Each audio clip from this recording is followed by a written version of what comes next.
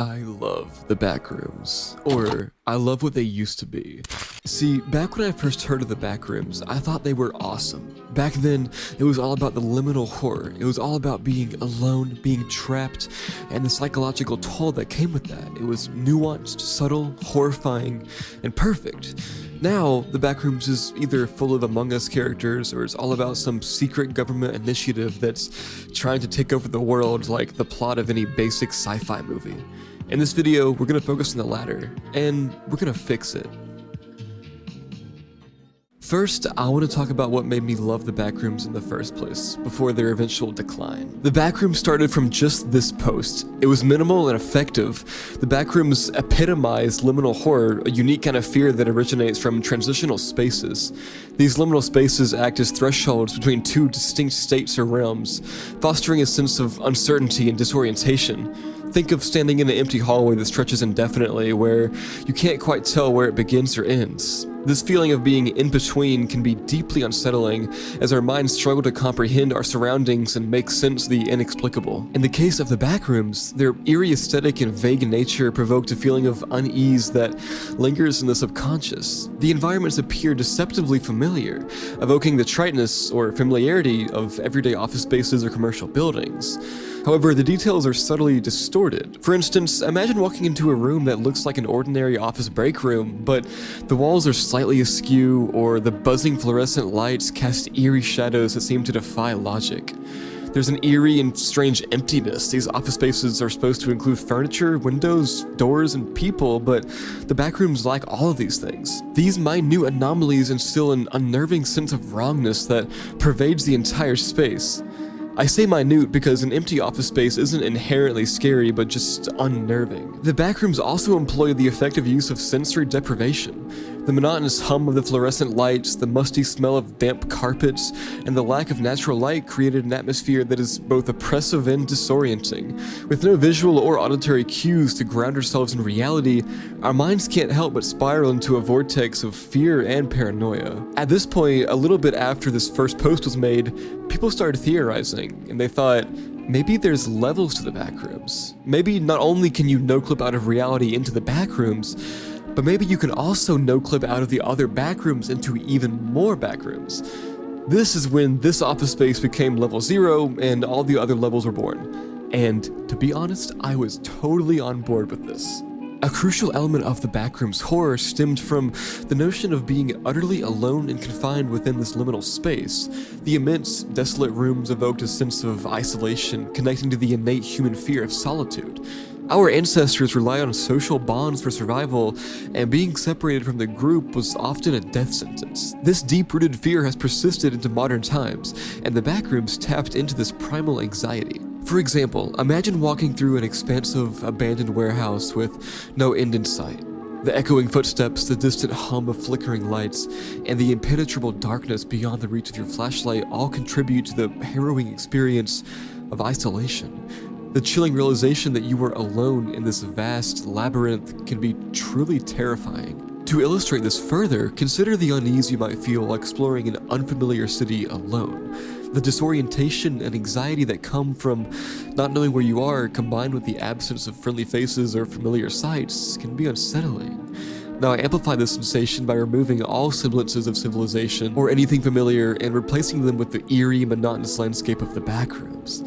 The resulting sense of dread and helplessness is what makes the Backrooms horror so potent. The fear of being alone and trapped in a seemingly inescapable liminal space is further amplified by the inherent human desire for connection and belonging. We crave social interaction and emotional bonds, and the Backrooms represent the antithesis of these needs.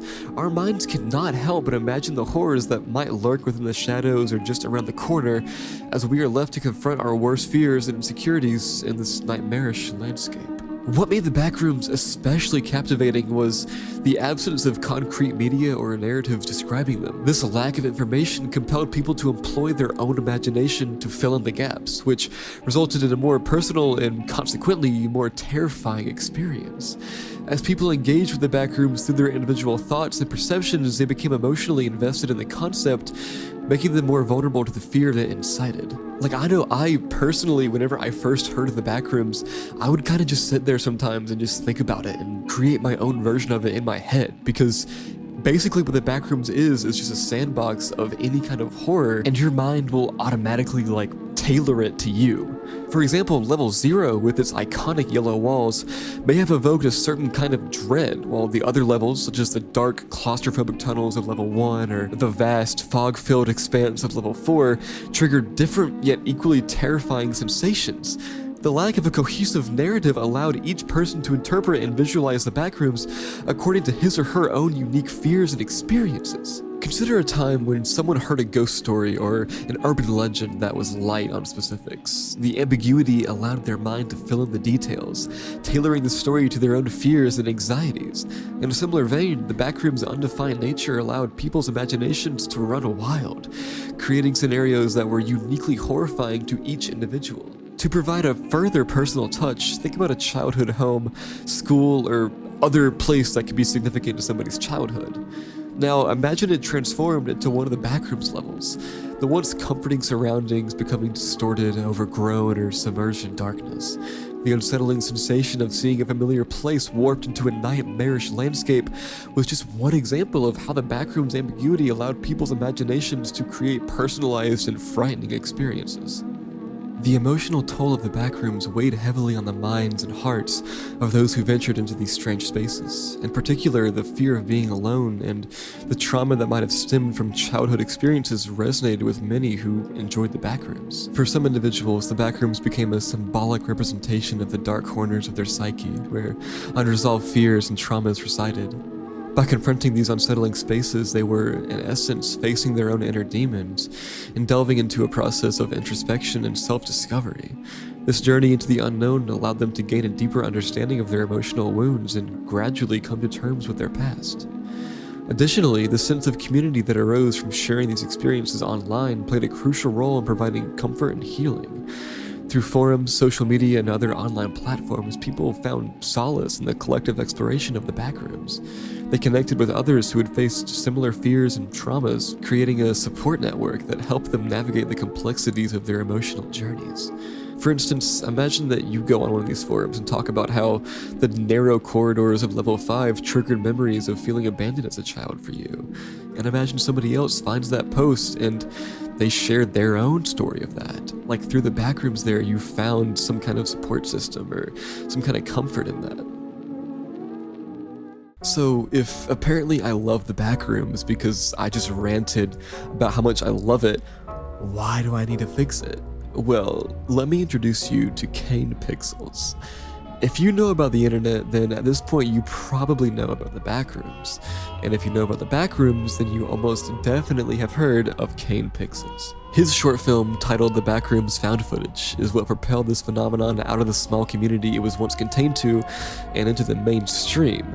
The video, which we'll talk about much more in detail here in a minute, is a small story about someone falling into the Backrooms. And I want to add that it was beautifully done. I, nor most people, could do anywhere near as good of a job at making a short film like this compared to Kane Pixels, but I do have my gripes with this video.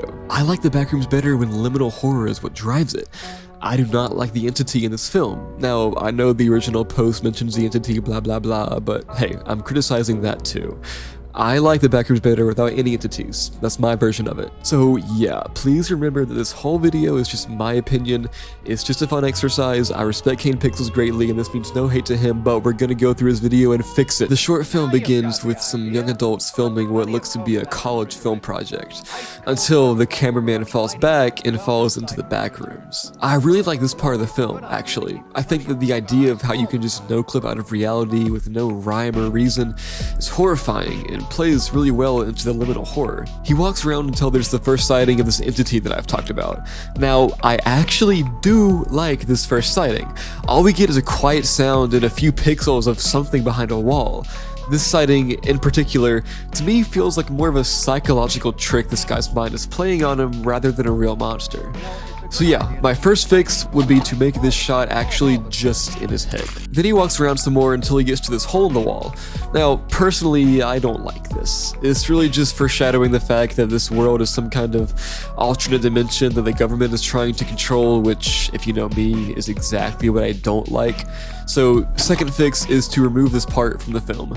Next, we get this really liminally beautiful shot of a huge empty room that just seems out of place. It's normal to a degree, just like the rest of the rooms, with the normal carpet, normal walls, normal lights, but just the size of the room, the vibe of it, something is off. This is really where the liminal horror shines. This is good. I like this. In the large room, there's a hole in the wall with the ladder leading to it. Again, this is perfect. This is exactly what liminal horror should be.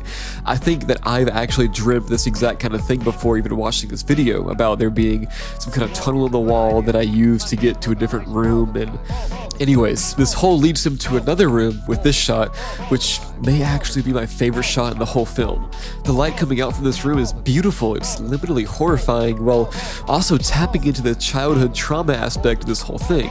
I'm sure we all have some sort of traumatic or important childhood memory tied to seeing just a simple doorway with a light coming through. For me, it was a time that I couldn't go to sleep and I felt alone, abandoned, and helpless. Through my bedroom door, though, I could see a light and I knew that my parents were out there, but they weren't helping me. Obviously, that's dumb because it's coming from a kid, but stuff like that is what I mean when I say childhood trauma. That's what fuels this horror. For me, at least, and this is my video, so. Anyways, he just keeps walking through hallways and starts yelling out stuff like, "Can anybody hear me?" Now comes one of my biggest gripes with this film. He sees some writing on the walls. This is the first sign of how the Backrooms has turned into basically a copy of SCP more than anything. The Backrooms are supposed to be a personal, horrifying experience. You're alone and psychologically tormented. You're not starting a revolution with fellow wanderers and teaming up with them like in The Walking Dead. In this short film, you do see a lot of things written on the walls. Now, I do like this concept, but not in the Backrooms. Like how in Portal 2, which by the way I have a video on that you should watch, the Ratman has a lot of writings on the walls everywhere. This is done well because there's a complex narrative given to the environment and to the Ratman, and it works well for the story because the narrative is there to further fuel and add to the liminal horror. It's there to complement the liminal horror. But the Backrooms is pretty much just saying, yeah, there are other survivors, you gotta make it out alive. Basically just turning the Backrooms into a survival horror concept, which it shouldn't be. So my third fix is to get rid of all these writings on the wall. Okay, and here comes the biggest issue with this short film. I'm sure you've guessed. This entity's design is actually pretty good. What's not pretty good is the fact that this entity entirely takes away from the horror of the Backrooms. Now, the Backrooms are nothing but a backdrop for a simplistic horror concept about being chased by a monster, which, I mean, it works as an idea, but it doesn't work for the Backrooms. This is not what the Backrooms should be. Eventually, he gets to this room, which I love. This room is amazing. It's like a mirror maze. It's perfect for liminal horror, but it is completely ruined by this entity. This concept is so beautiful and great, and this entity forces the whole point of what makes liminal horror good out the window. So yeah, my fourth rewrite is to take this stupid entity out of the Backrooms. Anyways, eventually he finds a hole in the ground, and here's where the film gets really good again. In this section of the film, our protagonist finds himself visiting all sorts of classic liminal spaces. While this kind of throws away the idea of there being layers in the Backrooms, I don't mind. I like this. I think it works, at least just for this one universe of what the Backrooms could be. I like these liminal spaces, and if this idea is contained to this world, I think it works. He looks out of one of these like windows and sees the liminal hotel even, and it really works well at being liminally horrifying, especially seeing these people in the window here. Hugely liminal and just terrifying and nostalgic, and oh my god, I love this. Then he sees this like compound thing, which again, I love. Personally, I have megalophobia, which basically just means a fear of big things. So seeing this huge complex of rooms and everything really works for me is like anxiety inducing to me, especially with how repetitive and psychologically insane it is. Then we see this hallway, which has this door that leads to some stairs. This is another perfect liminal space that Kane Pixels really uses well. I love even more how it brings him back to what we know as level 0 with the yellow office space, as this is psychologically torturous. The video ends with this dumb creature finding him and like teleporting him in the sky. I don't know, man. So yeah, That is how I would fix the Backrooms. Again, please don't take any of this as hate towards Kane Pixels. I think that the fact that I made a video essay about how I would fix his film rather than just making my own film just speaks to how much more talented and capable he is at creating narratives like this. I definitely could not do better. This video is just for the sake of conversation and criticism. I hope you all enjoyed this video. Please subscribe if you want to see more liminal and creepy videos, and leave a comment about what you think about Kane Pixels. I honestly think it's interesting to see other people's opinions on the stuff that I make videos on. Anyways, have a great night. Sleep well.